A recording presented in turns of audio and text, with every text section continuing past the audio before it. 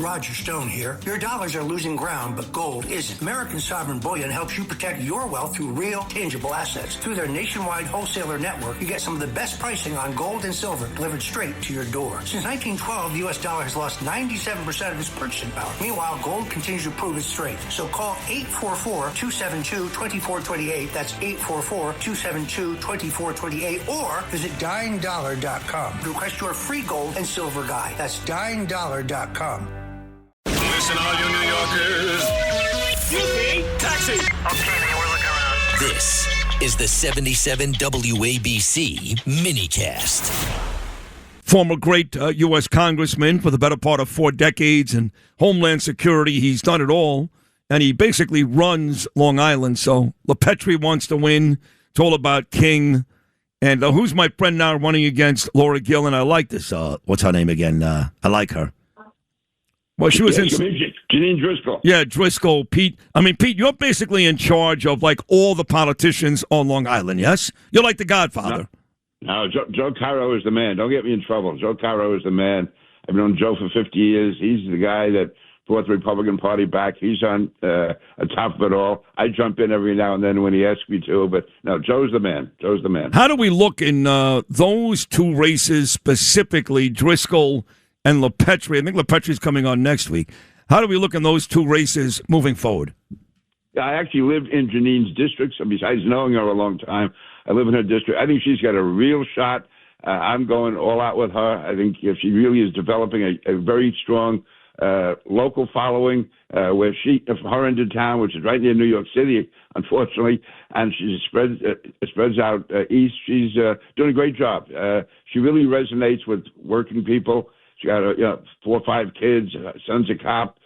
She's been active for years. So I think Janine really represents the taxpayers of Long Island, of the South Shore especially. Michael Petrie, the last time around he ran, there was very, very little attention on his race. All the money and effort went into Anthony D'Esposito's race, and that race was conceded to Tom Suozzi. It ended up being like a 2-point victory only for Suozzi.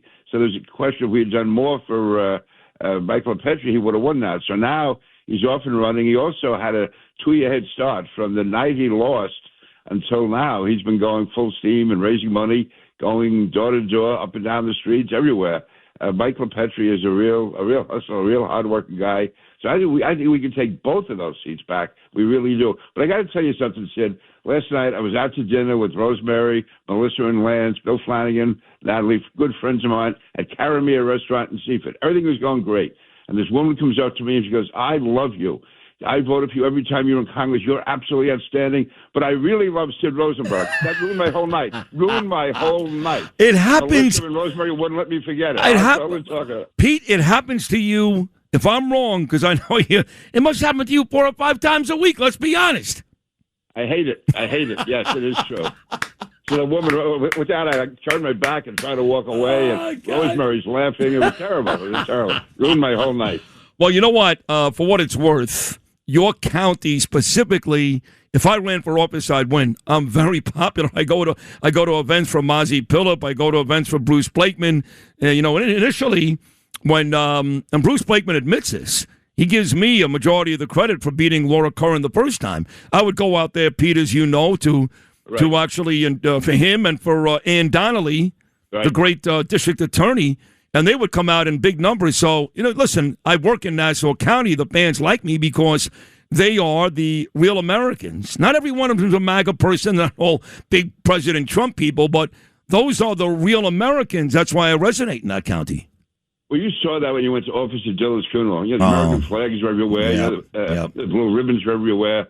And so it really is patriotic. Like in Massapequa, you were there. They were handing out water bottles to people. I mean, it was just so patriotic. So, no, it's great community, all of them. You're down the line, Seaford, Belmore, Wantor, and then where Janine lives, right on the edge of New York City. They are very, very Republican. For one, they are anyway. But secondly, they just look across the street and they see what can happen, New York City. So we're in good.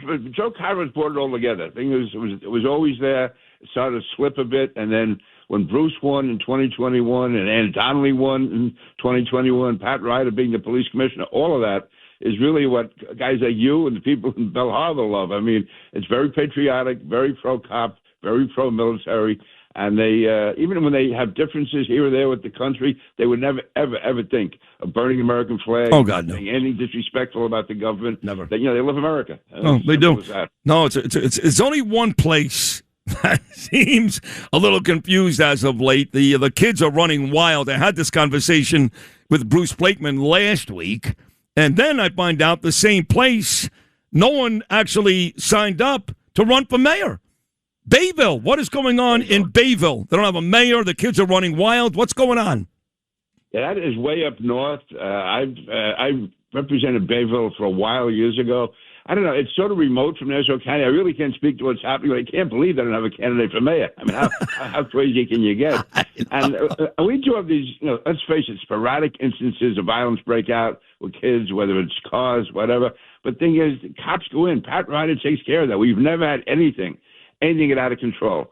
And if there is like one bad night, you're not going to have the second and third bad night. I mean, that's I've been to all the demonstrations against ICE and everything. Basically, they set the firm rules. You can demonstrate here, you cross the line, you're getting locked up. And it worked. I mean, there was with all the anti-Kings rally and anti-ICE rally and everything they were doing, nothing ever got out of control in Nassau County because they know that the Nassau police with Pat Ryder and Bruce Blakeman standing behind him. Pat doesn't have to worry that the slightest thing goes wrong, the county executive is going to come down on him. This isn't like New York City where Jessica Tisch has to constantly be concerned about what the politicians are going to say. No, Pat has basically the free hand to do what he has to do, and Bruce supports the cops all the way. And that's why it works so well. Talking about Bruce, Hochul's out there bragging about her anti-ICE legislation. Holman says, lady, take it easy. I'm coming in. Gun, big barrels. I'm bringing in more ICE people than you ever saw in the state of New York. And she's freaking out, and Mamdani's freaking out. So she's had a rough couple of days. And Blakeman was at the Knick game, I know, Game 3. I did see President Trump, which was very, very nice. I don't know what he's doing today, but he's out there every day and canvassing the whole state. I've heard people say, well, I need to see Bruce more in the northern. He's there all the time. He's doing an amazing job, actually, still performing his duties as a Nassau County executive, but at the same time campaigning to be the next governor. And he is gaining on all these latest polls. He is down to double digits. At one point, he was down by 26 when we initially started polling this race. So right now, it is Bruce Blakeman that has the momentum, not Kathy Hochul. He seems very confident. We talk like you, Pete. I think Blakeman and I talk just about every day, and he is very confident he'll be the next governor here in the state of New York. He was that way in 2021, and people were saying, where's Bruce? He's not doing enough. He's down by 15 points. Laura Curran can't lose. And she was, by the way, a popular county executive. Unlike Kathy Hochul, Laura Curran didn't have a lot of support. I mean, there were people who really liked her, but Bruce had to turn that around. And right till the end, I would say the day before election, the geniuses were still saying Bruce couldn't win. Well, he won because he just kept going, and he built support everywhere. And the people who say they haven't seen him, open their eyes. He's everywhere. He's everywhere. He's upstate. He's downstate. He's out in Nassau County, Suffolk County, the 5 boroughs. And, again, this is a big, big state, but he's there, and he keeps going and going, and he doesn't get discouraged.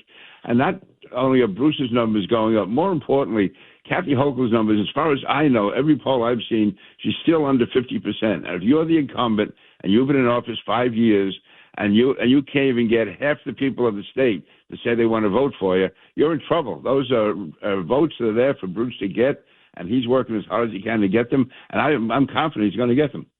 So I'd be remiss if I did not bring up foreign policy with you. You're as good as it gets, Peter. I know you just heard my conversation with John Solomon. You've been listening to me every day for a long time, and I made no bones about it. You know how much I love Trump, but I get people in here, and they're telling me about Scott Bessent, and we're strangling them, and it's going to work. And I'm like, I don't know. I don't see it.